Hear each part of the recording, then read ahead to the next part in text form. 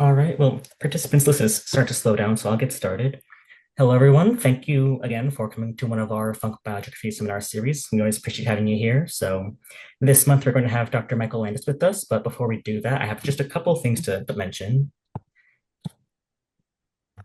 So first off, if you're a member, please make sure to check on your email. You should have recently gotten an email from us. The title will be Dense Questionnaire on Membership. So take a look at that. It's going to ask you for some feedback on our meetings, both the biennial meetings every 2 years and our off-year meetings. So your feedback there is really appreciated. That helps us to make sure that those meetings are as helpful and productive for you as possible. The other thing I have to mention is that the next edition of our newsletter is going to be coming out at early July. So in preparation for that, we are opening the floor to you. So we have a section for opportunities that can be pretty much anything. So positions for students, postdocs, professorships, other source opportunities that might be of interest. Conferences and workshops doesn't have to be TIBS. So anything that you think maybe is worth sharing to the biography community at large. If you would like to use our newsletter as a way to advertise that, we are happy to do that for you. So this will all be on our social medias as well on Blue Sky and Facebook. So don't feel the need to memorize it now. But what I'll have you do is send that information to me. I'll give you my email. It's giba8@osu.edu. Put Tibbs newsletter in the title so that I do actually see it and get that to me before the end of June. And that'll be a good way for that advertisement to get a pretty large audience, I hope. So I'll give you some reminders going into June. You don't have to do this today. That's all I have for other announcements though. So as usual, how these seminars work, it's going to be about 40 to 45 minutes for our speaker to talk to you, and then about 10 to 15 minutes of Q&A. So you have two options here for communicating with us. There's the chat box on the left-hand side of your bar for more casual comments, maybe talking more to the audience. And if you have a question for our speaker, you should put that into the box labeled Q&A. So you can type it into the box at any time. We will read it out for you on your behalf. And hopefully we'll get through all of your questions. And just looking forward to next month, our speaker is going to be Julie Ailman. That'll be on June 24th at 1 p.m. UTC. So details for that will come out as soon as I've got them. Keep an eye out for that as well. And as always, thank you so much for attending. This talk will be on our YouTube channel after we're done. So that'll be at International Biogeography, in case you either want to see this again or weren't able to come today. If you like what we do, want to see more, then be sure to check us out at www.biogeography.org. And also check out our journal, Frontiers of Biogeography, at biogeography.pensoft.net if you want to see some cool papers going on in the biogeography world. So with that, I will hand it over to Marta to introduce our speaker. Thank you so much, Hikaru, and welcome everyone again. We are so happy to have you here, to have you all here for this month's Punk Seminar series. I'm Marta Jarzyna. I'm the Director for Public Affairs and Communications at TIPS. Just a little follow-up on Hikaru's slide on the TIPS questionnaire. That email would have only gotten out or be sent out to the members of the society. So if you're not a member, please consider joining us, and then you'll be able to contribute to how we run our meetings and do other stuff as well. And if you are already a member, thank you, and please take a look at that email again. We really look forward to any feedback about the meetings. And today it is my great pleasure to introduce Dr. Michael Landis as today's speaker. Dr. Landis is currently an assistant professor at Washington University in St. Louis. Within days, I'm told he will be able to call himself an associate professor, as his tenure letter is probably somewhere on the way, and I hope it's okay, Michael, that I just shared that with everyone. Dr. Landis received his bachelor's degree in computer science from California State University, Long Beach, and his PhD in integrative biology from University of California, Berkeley. He was then a postdoctoral scholar, first at Iowa State University and then at Yale University in New Haven. And in 2019, he started his own lab at his current institution, Washington University in St. Louis. Michael studies how life evolves and diversifies in space and time. His lab focuses on evolution through the design of new phylogenetic models and inference methods, writing open source and community-minded software, and analyzing simulated and empirical data. The biological interests for the Landis lab include phylogenetic inference, divergence, time estimation, historical biogeography, the evolution of ecological interactions, and so on. So the talk will be heavy and really interesting in terms of historical biogeography today, which is one of the foci of our society as well. So without further ado, please join me in welcoming Dr. Landis. Michael, feel free to share your slides and the floor is yours. All right, thank you. Can you hear me okay? Yes, we Good. can. I've had many of these Zoom seminars where I'm 10 minutes into the talk and turns out I've been muted. So let me share. Thank you for the introduction, by the way. Sharing too much. Okay. Right. So my name's Michael Landis. I'm an assistant professor at Washington University, like Marta mentioned. I'm going to play from the start, I suppose.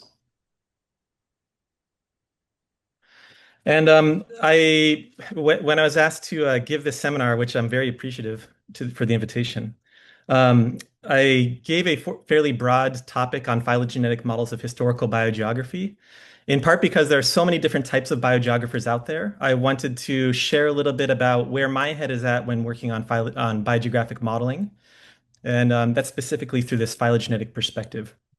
So I'm going to give you a small anecdote about why I think phylogenetics is important for the study of biogeography. One evening, my kids came telling me they found a strange cat in our backyard. And it sure enough is a strange cat. It wasn't a cat at all. It's a Virginia possum. And Virginia possums are interesting. They actually come from they're named after the state of Virginia on the east coast of the United States. And they're the only marsupial that's found in the United States. So there are no other marsupials here. Most other possums are in Central and South America. And it's sort of a curious history as to how they came to arrive in the United States. They traveled over the Isthmus of Panama about 1 million years ago after that land bridge formed. But when you think about marsupials, most marsupials live in Australia. We think about kangaroos and wallabies and koalas and so forth. Those animals made their way through Antarctica into Australia in the late Cretaceous, in the early Eocene. So what I suppose why I'm bringing this up is, my children go out and see this animal and they ask, what is that? Where did it come from? And so forth. And knowing something about the history of these animals, first, it just develops a rich story of natural history that most people, young and old, can connect to. But it also gives us critical information about other things of biological importance that directly impact people, such as how do we protect the environment? How do we manage the spread of diseases in space? How do we think about the types of climates that our crops can grow in? And how do we make use of the types of adaptations that different species from different landscapes have attained over time and apply that for biotechnology? So phylogenetic biogeography, I would define as the study of the distribution of life in space over time through this lens of common ancestry. It's this phylogenetic aspect, the common ancestry component, that really just distinguishes it from typical studies in historical biogeography, which is simply over time. When studying phylogenetic biogeography, there's a whole slew of interesting questions that arise naturally, and they're sort of at this intersection between evolution, ecology, and biogeography, and we'll touch on some of those later in this talk. So what I wanted to do is because I'm not sure what everybody's background is here, and I'm sure it's quite varied, I wanted to give a brief background, a brief introduction to some of the core concepts in phylogenetic biogeography. Then I'm going to move into a short section that sort of frames a more complex problem than the cartoon that I'll show you. I'll then discuss in more detail how do you actually design these models and apply them, and why might they be useful. And then we'll revisit the Hawaiian plant system, the concrete example, and just show some things we might be able to learn from this type of approach. So let's get started here. I forgot to set my timer.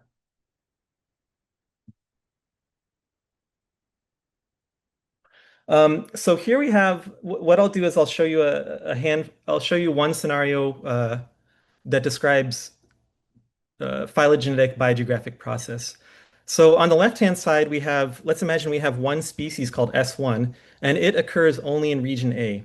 And what we'll want to do is imagine different ways it possibly could have changed over time, how it could have diversified over time, dispersed over time, gone extinct over time, and so forth, and what that would mean for the phylogenetic pattern it produces, and what that would mean for the areas it occupies at the present. So here again, we have this species S1 in region A. Now imagine we go forward an increment in time and something happens. We don't have to know exactly what happens, but something happens that causes that one species to divide in two, solely within region A.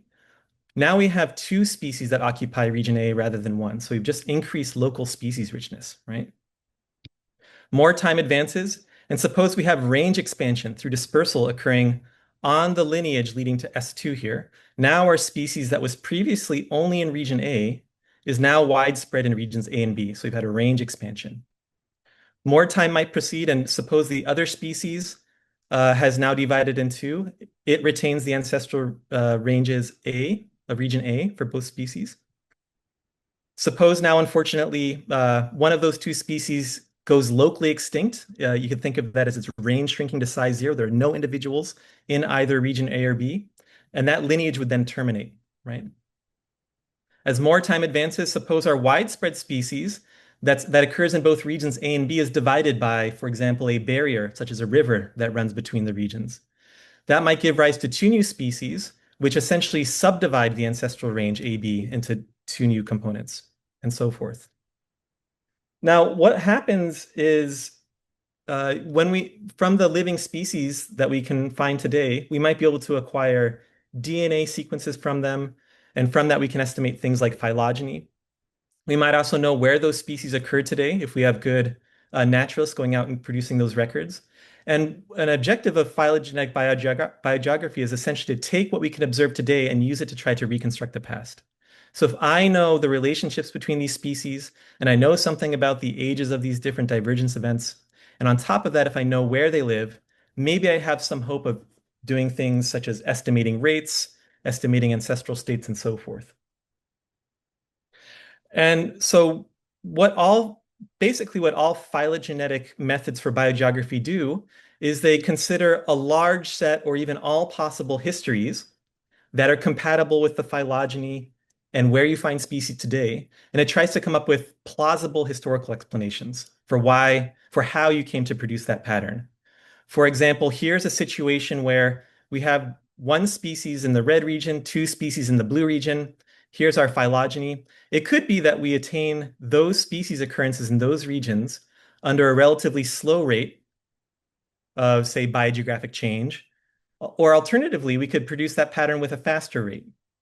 And what we want to do is essentially assign a score to different types of historical reconstructions of this kind and find the one that is most likely or most probable or most parsimonious, whatever your weapon of choice might be. Okay.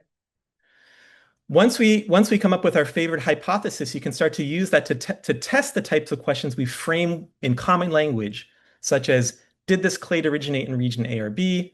Did species disperse in one direction or the other direction faster? Does speciation occur faster in one region versus another region? And so on. And because we're using a quantitative method, we can couch these questions as sort of testable statistical hypotheses. You can measure variables and then ask, is this value greater than that value? It's sort of devoid of some of the romance of biogeography that we all know and love, but it lets you test things in a systematic way, in a reproducible way. So I think it's highly desirable for that reason, if no others. Now, I'm only going to be concentrating on a few types of phylogenetic models. These are the more recent ones, but I just want to highlight that phylogenetic biogeography has a long history dating back, I would say, until to the earliest days of phylogenetic systematics with Willy Hennig in 1966. The models that I'll be talking about today are coming from this most recent generation in the past, say, 10 years. And I've published recently a historical review of the ways that phylogenetic biogeography has changed over the past, let's say, 75 years, which will appear in the special 75th volume of Systematic Biology pretty soon. So go ahead and check that out if you remember to do so. Next, I'm going to jump into a concrete problem with Hawaiian plants, and you'll see it's a little bit more complicated than the cartoon I just displayed. One area that I think unites a lot of evolutionary biologists and biogeographers in their interests is island diversification. Islands are really fascinating for a large number of reasons, one of which being that they tend to harbor large numbers of diverse species with unique adaptations. And the fact that this occurs in a manageable, let's say a manageable space of discrete regions such as islands, means it's very tractable for studying how things change over time. Now, the Caribbean islands and the Galapagos are fascinating in their own right, but today I'll be talking mostly about the Hawaiian archipelago. The Hawaiian archipelago is unique for a variety of reasons, a few of which I'll list here. One is it has remarkably high levels of endemic plant diversity. Over 2,000 plant species are found there and nowhere else on the planet. Those 2,000 plus species seem to have arisen from just around 250 colonization events. If you do some simple division and you start thinking about the distributions of radiations that come from those colonizations, you come to find that about 50 or more of those, about 50 or more sizable radiations led to this remarkable plant diversity. And topping on top of that, the archipelago is extremely isolated from any continental landmass, so over 300 kilometers from the western coast of North America. And here I've just highlighted a few fairly well-known plant radiations that are found out there in Hawaii. So back in 2019 and 2020, I began collaborating with a group of remarkable botanists and statisticians, including Felipe Zapata, Fabio Mendes, Isaac Lichter Marx, Sarah Swiston, but also some of the I would call them sort of the old, don't want to say the old guard, but highly esteemed and knowledgeable botanists of the Hawaiian Islands, which include Warren Wagner, Bruce Baldwin, and Nina Ronstadt. We've also recently been able to include Sarah Pedraza and Susan Fawcett under some auxiliary projects that are focused on taxonomy and pedagogical work. This project that I'm describing is an NSF-funded project where we are basically trying to go back and generate new phylogenomic data sets for a large number of relatively understudied plant lineages. And as part of this, we wanted to develop new models that help describe how plants radiate in space over time when you have um, complex paleodynamic structure underlying where the species live.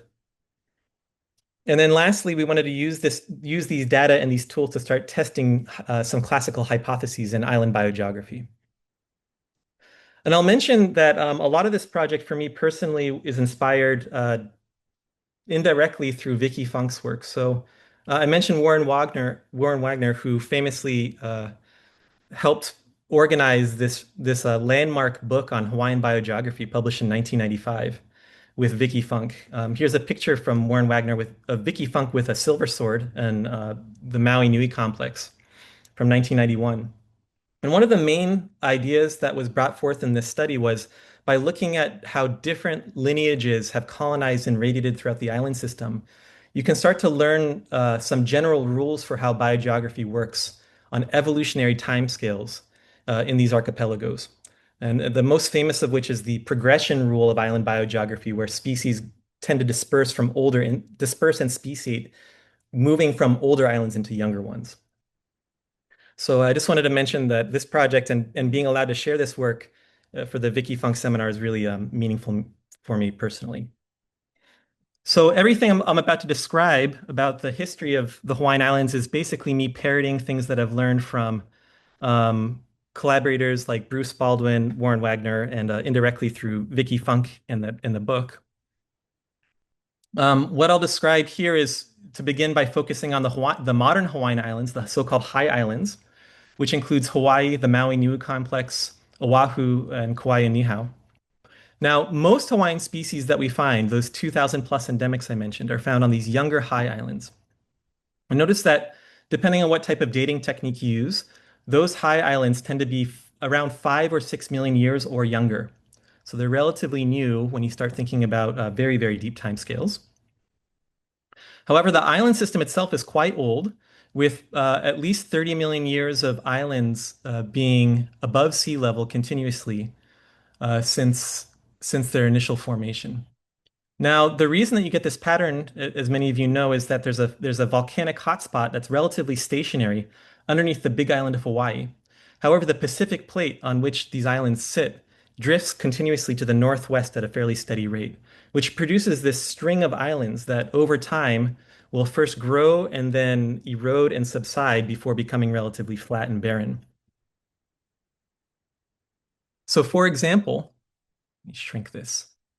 So, for example, if we look at the Gardner Island, the island of Gardner today, it's very, very small. It's covered by nothing but essentially seabirds and what they leave behind when they're sitting on rocks for too long.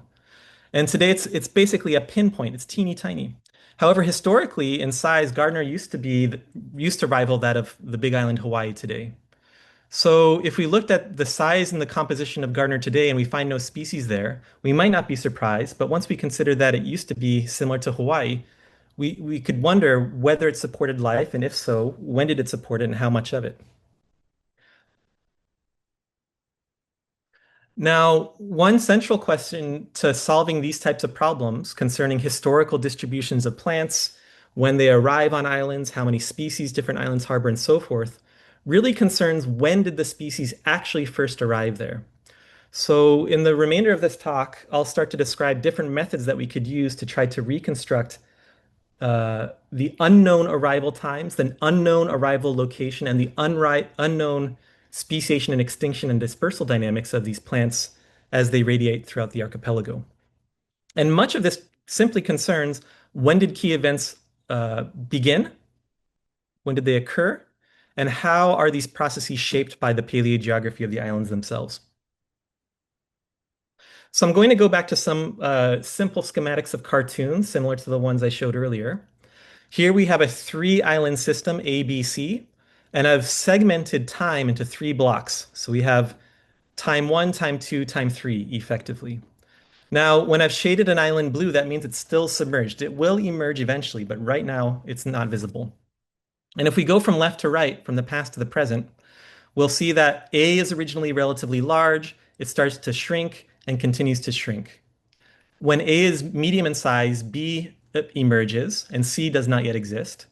And then in the next time slice, B continues to grow and C finally emerges from the sea floor. So one question we'll have when considering the paleodynamics of an island system is which histories are going to be closest to the truth once we consider the history of the islands themselves. So here I have a small, again, a cartoon of four plant species. Let's say that one of them occurs in region C and three of them occur in region B. And suppose I have DNA that tells me something about their relationships and the amount of molecular divergence that separates them. Well, one way that I could explain how I have three species in B and one deeply nested species in C is perhaps my clade originated. They first colonized region B. Nothing happens, nothing happens, nothing happens. Eventually, one lineage colonizes region C. Now I have a widespread species in these disconnected regions, which allows for allopatric speciation, dividing that range into B and C. So now I've attained the pattern that I described at the tips. So this is one plausible explanation. It's relatively simple. It requires essentially two speciation events in B, one dispersal event, and then one speciation event for a widespread species. So it's not too bad. Here's a slightly more complex scenario. In this one, I'm really relying on the idea that perhaps extinction is faster when islands become small. I just showed you that image of Gardner a moment ago, which is a small, relatively barren island. So perhaps species that land there can't survive very long, or perhaps species that exist on that island, as it shrinks, experience higher extinction rates. In this scenario, we begin in region A when A is at its largest, and over time, as A shrinks, we see we have more and more extinction events in region A. And if we count the number of events, we have far more than the four events I just showed you in the previous slide. And yet we get the exact same pattern at the tips, right? So now we have two explanations that are competing to explain how I got the species I see and the relationships that I saw. Here's a third explanation. Suppose again I start in region A. Suppose I say now that speciation is fastest when B is young. In this case, I'll have a burst of lineages arise in region B, and then perhaps one lineage goes extinct here. And then finally, we have the colonization event into C. Again, this requires more events, and I get the exact same tip state pattern. And it all fundamentally depends on what I think different rates of speciation, extinction, and dispersal should be over time. Okay, so three alternative hypotheses. Um, we don't know which one is the truth, and we need some way of discriminating among them. So I think if you're interested in historical biogeography and island systems, one way you might frame this problem is as defining what we want. So perhaps what we want is a model or method that considers speciation, extinction, and dispersal, and we could feed that model things like DNA that tells us things about relationships between species and amounts of molecular divergence among species. Species ranges or where the species occur. We might also want to tell the model something about how old the different islands are. And also, how did those islands change over time in terms of things like size and elevation, distance, etc. And if we feed this model all this information, potentially could tell us something about which phylogenies with dated node ages are most likely, which biogeographic histories are most likely, which biogeographic rates seem to be most plausible, and so on. So in the next part of this talk, what I'll do is lay out a model that I think addresses a lot of these problems. It still has flaws, of course, because all models are imperfect. But to tell you how it works, I'm going to go through some of the background theory that this model builds upon, and then we're going to apply it to the Hawaiian plants in the next section. So this part will be a little bit more detail oriented, but just hang in there and then we'll apply it to some plants. So what we're going to do is start with a well-known model in phylogenetic biogeography called the GOC model. The GOC model stands for Geographic State-Dependent Speciation Extinction Model. So what that means is the ranges that are evolving on the ranges can influence speciation, extinction, and dispersal events, but speciation can also reciprocally influence range inheritance patterns. So for example, if I have a widespread species in regions B, C, D here, and I undergo between region speciation, I can basically split the inheritance of that range into descendants. I can also, if I'm widespread in regions B and C, I can speciate and produce a new species only in region B. I can disperse into other regions and so on and so forth. There's going to be four main event types that we care about. Those are dispersal events. So I expand my range into a new region. Extinction events, I lose a range or I contract my range. I lose a region or I contract my range. I can speciate in one region at a time through within region speciation. Or if I'm widespread, I can subdivide the ancestral species into two new daughters. Now, it's reasonable to assume that if you had no other information and you only knew that species occupied any of three otherwise identical regions, A, B, and C, they're equidistant, same sizes, and so forth, you might expect that dispersal rates, extinction rates, speciation rates, and so on are all equal. There's no differences. But if you start to change the properties of these regions such that A is much larger than B, or A and B are closer together than A is to C, you would think that would influence your rates. Like dispersal to a nearby region should be faster than it is to a distant region and so forth. And you would think that if you have species distributed across a large number of regions, potentially we can learn something about the way these regional features shape the biogeographical processes. So this is a major problem in phylogenetic biogeography, and the main thing that this research I'm presenting was trying to address. So I'll mention that the GSC model was designed for only two regions, which means that if I have regions A and B, there are three possible ranges to consider. I can be in only A, I can be in only B, or I can be in both regions A and B. So that makes for three ranges, right? Three ranges. If I say that every possible state pattern has its own rate, I would then say there's two different extinction rates, one for A, one for B, two speciation rates, one for A, one for B, two dispersal rates going from A to going to B, and vice versa, and then one between region speciation rate. There's only one way to be widespread, so there's only one way to split it. But what you'll find is as you increase the number of regions, not only does the number of ranges increase, basically as 2 to the n, but so does the number of model parameters increase. And so let's start thinking about having 5, 6, 7, 8, 9 regions. On one hand, you have an explosion in the number of ranges or the state space for the model, but you also have an explosion in the number of model parameters that you have to estimate. And this is prohibitive because it means that in order to estimate, let's say, 10,000 parameters, you might need to have phylogenies with 20, 30, 40,000 tips on them, right? So we have a fundamental problem with the initial design of GSE because it means that to estimate all of these different parameters, you need to have impossibly large clades to get accurate results. So this motivated me with a group of really outstanding collaborators to develop this FIG model, which stands for a feature-informed GSE model. And the basic idea is we'd like to take regional features and actually use them to directly shape the rates of speciation, extinction, dispersal across different regions. The basic way it works is this. So first, this is true of most of these discrete biogeography methods. We're going to select a number of relevant regions. What we do differently with a FIG analysis is we also identify a number of regional features that we think will be relevant to the problem at hand. So, for example, you might consider things like region size, region distance, whether the region is continental, and or whether the region is insular or separated by a water barrier.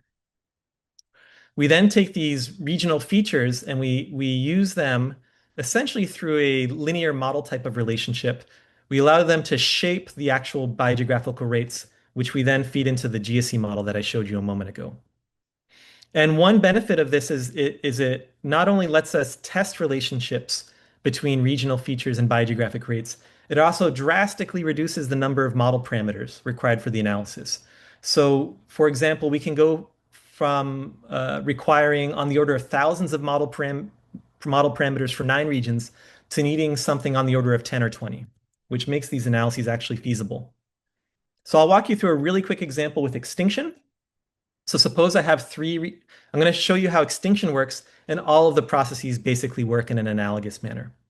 So with extinction, suppose I have 3 regions A, B, and C on the right-hand side here. We'll say that the continent A is relatively large with size 10, the island is smaller with size 2, and the continent C is medium size of 5. So suppose that I have these parameters, a base rate rho, a quantitative effect phi, and a categorical effect sigma. If I say that there's no categorical effect 0, or sorry, no quantitative effect with 0, and no categorical effect with 0, all of my extinction rates for all of my regions will be equal at the base rate of 0.1. Suppose now that I say the quantitative effect is negative, which means that extinction is faster in small regions. We see that that elevates my extinction rate in region B. If we then say that there's a categorical effect that extinction is faster in islands, then we see that it magnifies the extinction rate in B even further. And what's nice again is that I get the exact same dynamics for these 3 parameters, even as I increase the number of regions. So this really helps solve that model complexity problem that I was outlining before when using the standard GSE design. Now, another thing that's especially germane to paleogeographical systems is in the cartoon I showed before, I was saying, suppose you have regions that are all equal in size and all equidistant from one another. Well, in paleogeographic systems, these features can change over time. And so what we're going to do is basically design our FIG model such that we track how the regional features change over time. However, we still only estimate the same number of parameters. We're only estimating the same relationships between those regions and the biogeographic processes that they help govern. So we can now start to account for the way that the landscape changes while keeping the complexity of the problem as small as possible. Now, there's one other issue that I mentioned earlier on, and that's that the issue is that it's not only that we don't know how speciation, extinction rates, and dispersal rates change over time, we also don't precisely know how old any particular species is or when these divergence times actually occurred. And this all stems from a fundamental problem in molecular phylogenetics. It's often called the molecular clock non-identifiability problem. The problem is this. Suppose I have a phylogenetic branch, and I say that that phylogenetic branch represents some number of molecular substitution events. You can think of this as a distance. And for any distance, I can always decompose it into a rate and a time.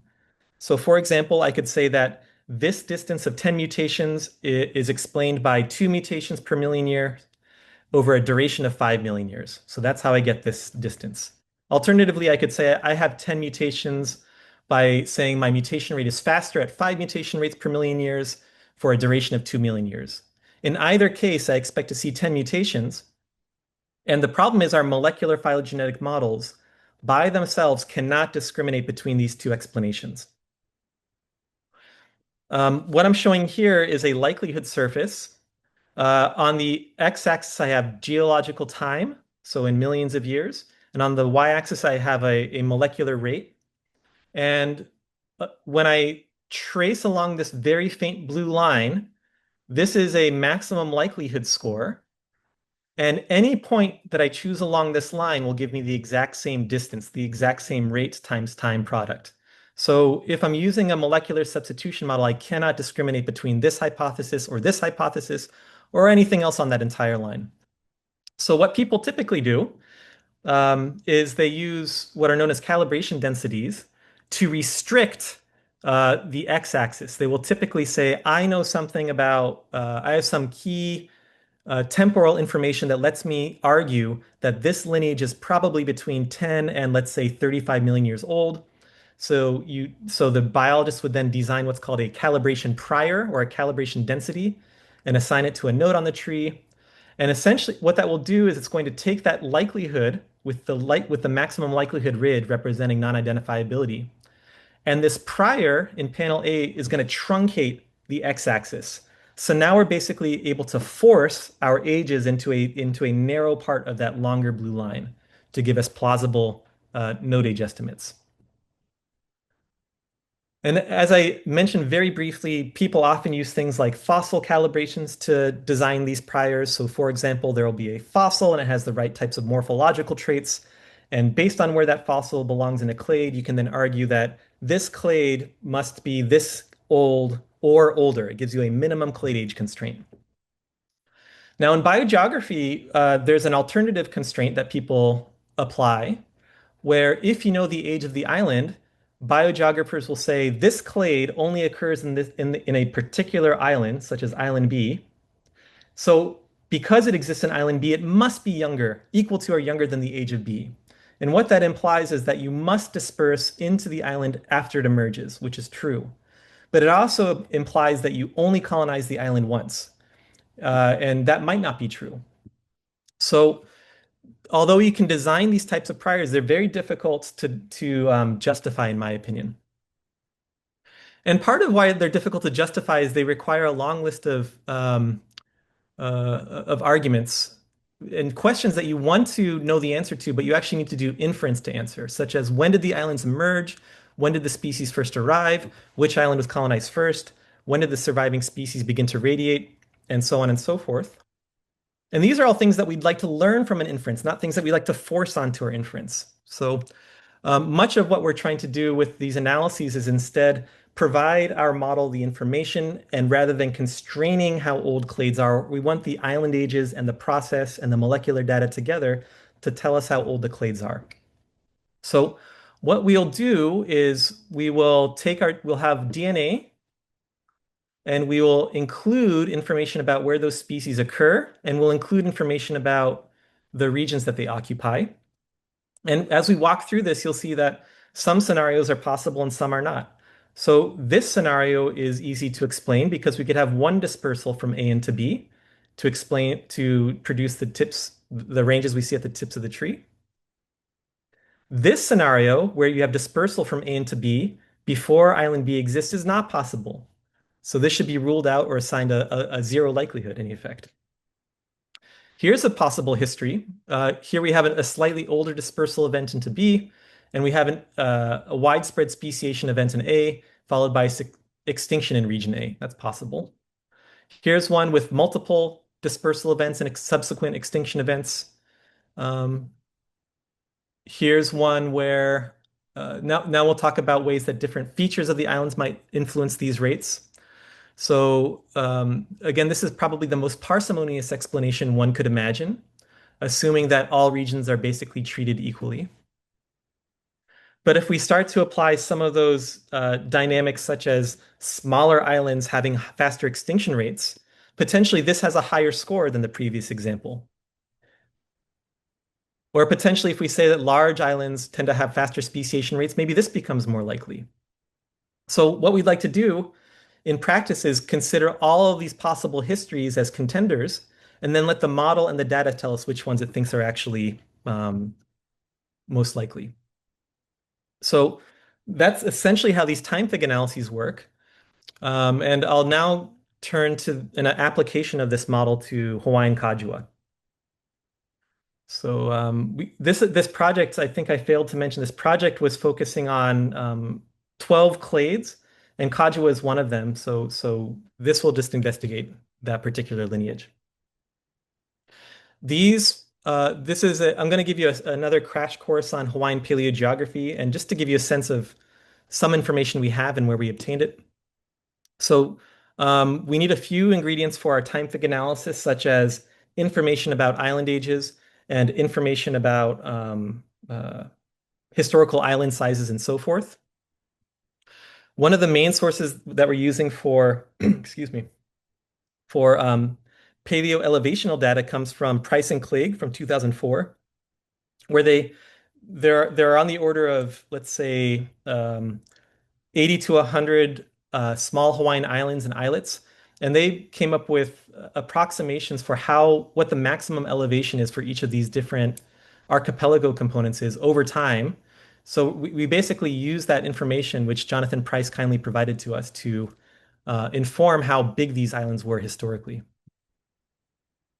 We also used newer island age estimates from Clegg and Sherrod 2014 and Lim and Marshall 2017, which are slightly older than the ages presented here, but very similar.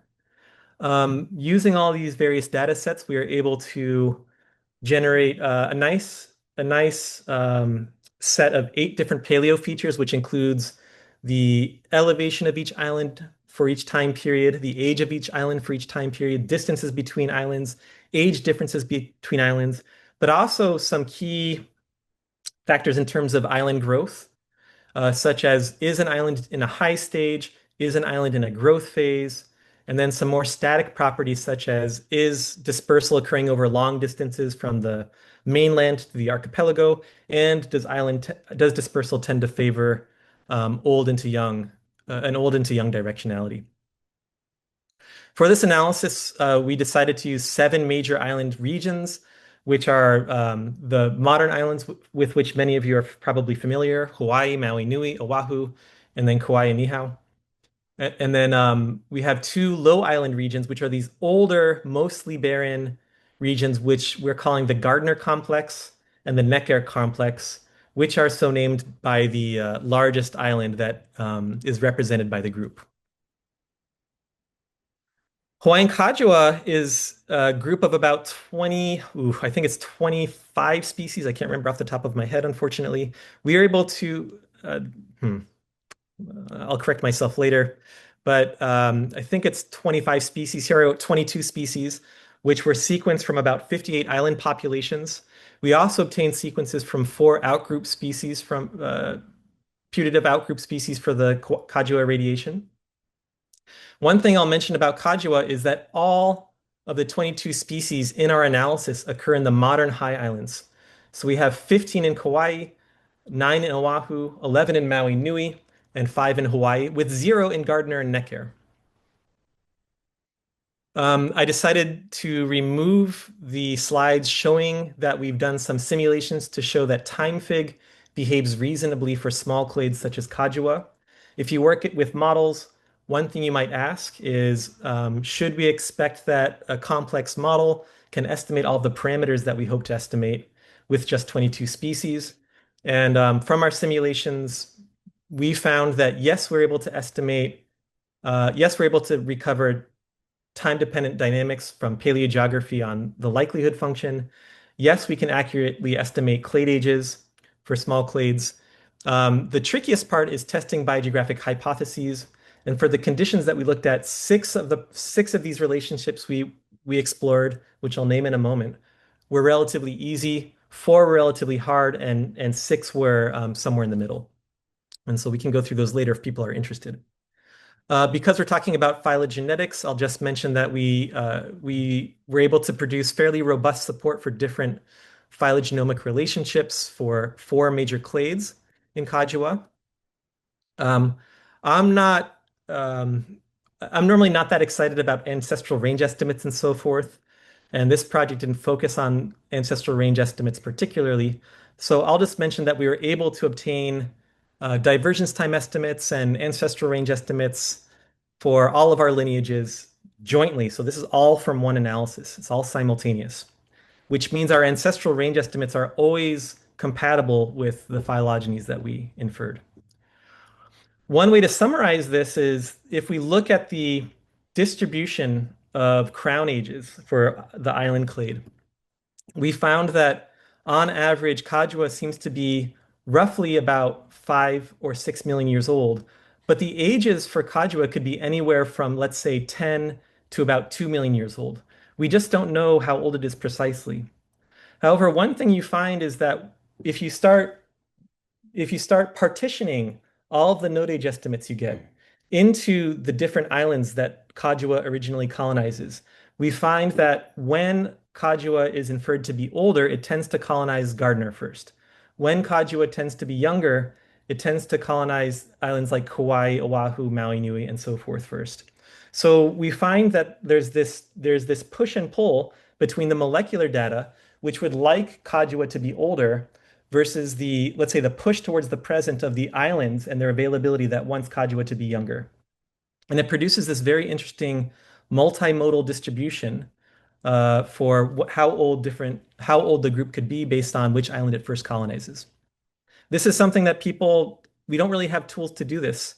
And this is the first approach, to my knowledge, that's able to address the issue. Another thing we looked at are how do different island features shape biogeographic rates? And essentially what we did is for our analysis, we have 16 different parameters that govern these relationships between particular regional features like distances, age differences, sizes, ages, and so forth, and the core GSE processes like speciation, dispersal, and extinction. This is difficult to interpret, so I'm going to give you two ways to digest it rapidly. Essentially, we found that some processes have very strong and clear signature of relationships, such as distance dramatically reduces dispersal rates. The ocean as a barrier between the archipelago and the mainland drastically reduces dispersal rates. There's also a class of sort of intermediate effects concerning age differences and dispersal, high island status and speciation, and so forth, and a small class of weaker effects. Now, we framed all of these parameter estimates in the context of four key hypotheses that biogeographers are keen to test. The first comes from MacArthur-Wilson dynamics that size might increase speciation rates but decrease extinction rates. So we'd expect a positive relationship for within region speciation with size, which we recovered weak evidence for, and a negative relationship between size and extinction rates. Here we have a moderate relationship detected. For another MacArthur-Wilson favorite and perhaps Carlquist as well, that distance decreases dispersal rates and the ocean is in fact a barrier to dispersal into the islands. We found that yes, age differences, I'm sorry, this is the progression rule of island biogeography. I can't read. This is the progression rule of island biogeography. We found that age differences between islands will increase dispersal. So this means that if you go into a younger island, it's faster. But we found that categorically there's a slight negative effect for old to young dispersal, which is difficult to explain, and we can explore that later in the discussion if there's time. This third hypothesis concerns the influence of distance on dispersal and the influence of barriers on dispersal. Again, very strong evidence on both marks here. And then finally, for a dynamic theory of island biogeography, we considered whether high island status or net growth phase status influenced speciation and extinction rates. And we found that high islands have higher speciation rates, growth phase has lower speciation rates, no effect for high island status on extinction, and then increased extinction rate during the growth phase. Now, it's difficult to know what this means in terms of real rates. So what we also did is we mapped the net diversification rates onto each of our regions over time. So here we'll focus on Gardner in red. About 15 million years ago, Gardner had high net diversification rates. And remember, at that point, Gardner looked very much like Hawaii does today. Today, in the present, Gardner has negative net diversification rates, and this is how it appears today. The net diversification rates here are simply the difference between the within region speciation rates as a dashed line and the extinction rates as a dotted line. So this basically means that if Gardner has these plant species on it, it would lose them rapidly. We can do this again for all of our regions simultaneously, and we find that Kauai also is basically at its maximal rate at the present. We did some sensitivity analyses here to see if our results were basically forced by the model design. We did this in a Bayesian context by running the analysis under the prior without data, and we get basically flat lines for everything. So we think this is a real result and not an artifact. Another thing we did is we took the trajectory of each of our islands and classified that trajectory into a young phase, a middle-aged phase, and an old phase. Young islands are high and growing, middle-aged islands are high but decaying, and old islands are low and decaying. And we could take the actual net diversification rate for each of these phases, and we could also take the amount of change in that rate between two phases, and then plot them against each other and look at how they fall into various quadrants, such as whether we're gaining species per million years and whether diversification rates are accelerating, whether we're losing species, but still somehow diversification is accelerating in the bottom right, whether we're gaining species and decelerating in rate or losing species and decelerating in rate. And what we find is that all of our young islands are in our upper right quadrant, so positive net diversification rates with accelerating rates. Our middle-aged islands tend to fall close to a flat point where we have our fastest net diversification rates, but we're just about to start to tip over into decelerating rates. And finally, our old islands tend to be decelerating and have negative net diversification rates. So they're losing species faster and faster. These results to us are highly compatible with dynamic theory of oceanic island biogeography by Whitaker and others. So for example, if I take the Gardner rate dynamics, we see that extinction rates increase over time, speciation rates are hump-shaped, and our net diversification rates become increasingly negative. We also see that species richness, which is the blue curve here represented by R in Whitaker's plot, we find that our species richness across regions also comports with their cartoon, where Gardner is in the oldest stage of island life, it has no species. Kauai is in the middle stage, it has the most species. And then Hawaii, which is the youngest, has the fewest species. In terms of where this is all going, there's two main things we're really interested to pursue in the future. One is thinking, how do these biogeographic rules hold or vary among clades, with a particular focus in the Hawaiian island system. We've done some very preliminary analyses showing that for 12 out of 12 clades that we've analyzed so far, that virtually all of them show a negative relationship between distance and dispersal. And about 8 out of 12 of them show a positive relationship between island size and speciation. There's still a lot more work to do on this topic. We have a total of about 35 clades that we'd like to analyze. These are all plants, but we have about 18 animal lineages as well. I should probably wrap this up shortly. We can also apply these types of models to other systems. But one nice thing about the Hawaiian Island system is it's extremely neat and tidy with a lot of information about its paleogeographical history. There's a nice biogeographic review paper by paleogeologist Dennis Geist, led by Dennis Geist, on the Galapagos, and they have a passage in there referring to why the Galapagos and other systems outside of Hawaii are so difficult to work with. And part of it is that, Hawaii has this nice linear system with predictable dynamics, but when you pivot to a system like the Galapagos, it's messy. It's not a linear chain. We don't necessarily know how any particular island responded to time.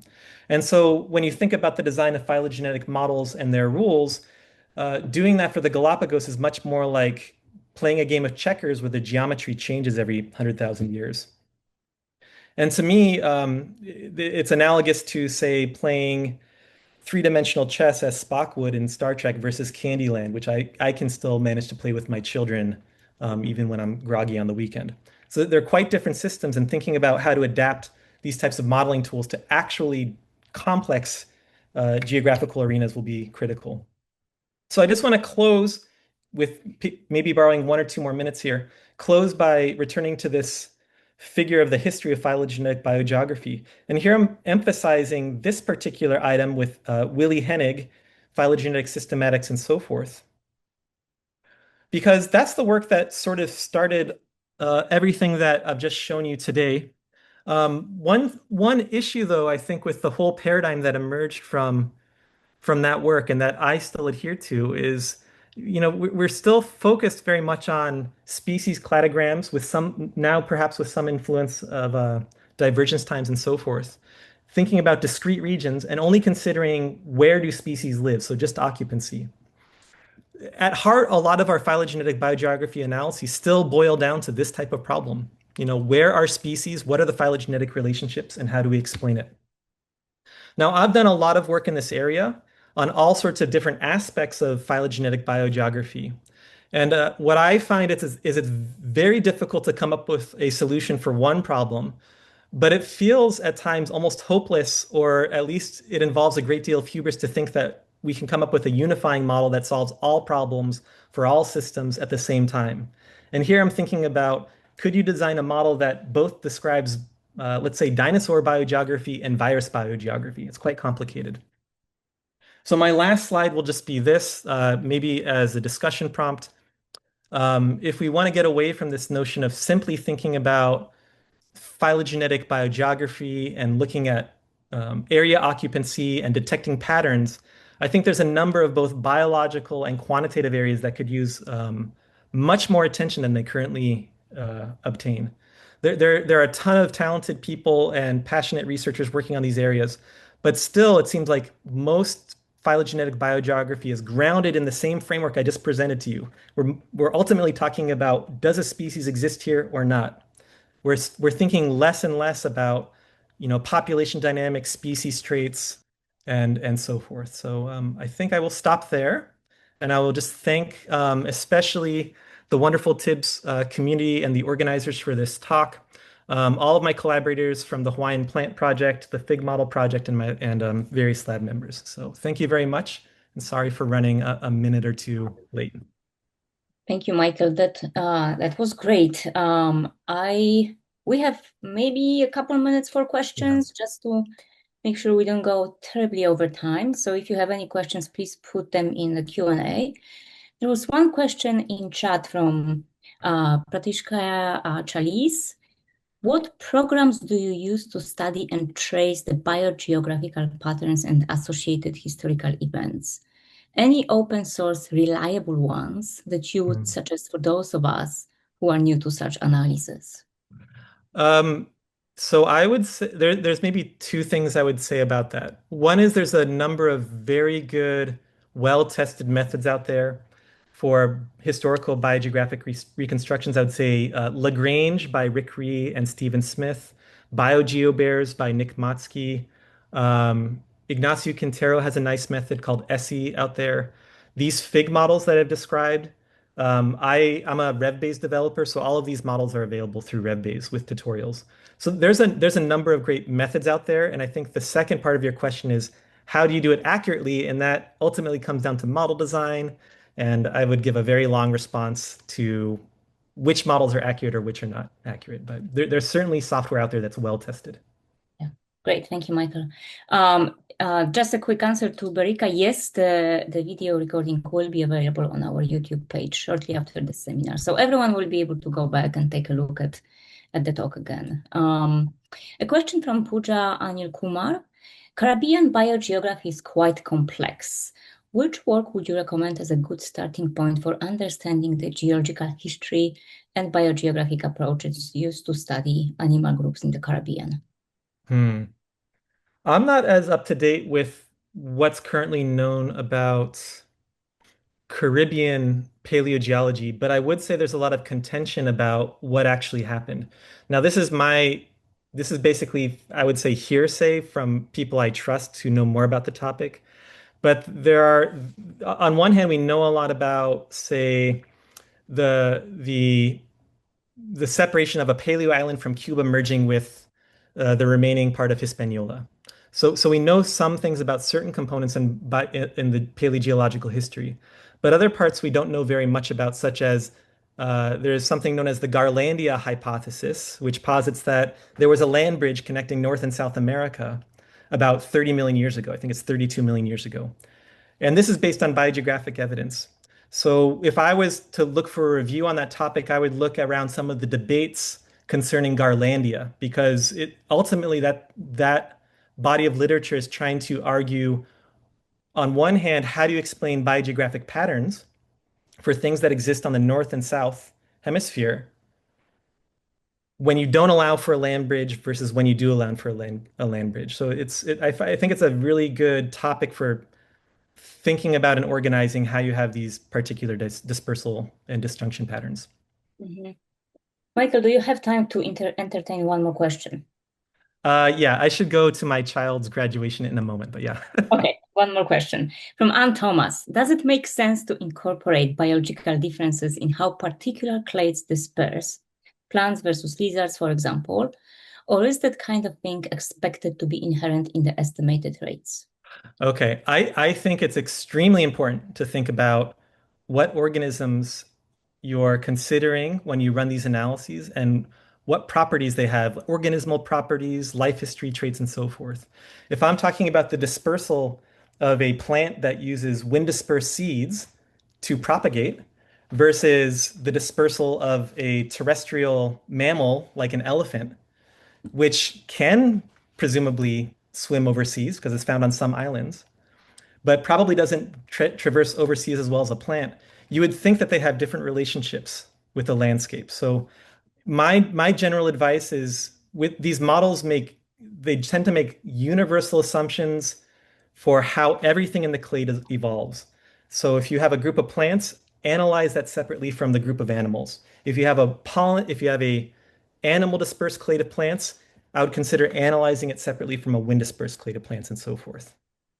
Okay, thank you, Michael. I'm not sure if you can all see me. I just got my tech, but my computer is screaming at me at the moment. So, but in case you can hear me, I think we need to wrap it up. Thank you very much, Michael, for joining us.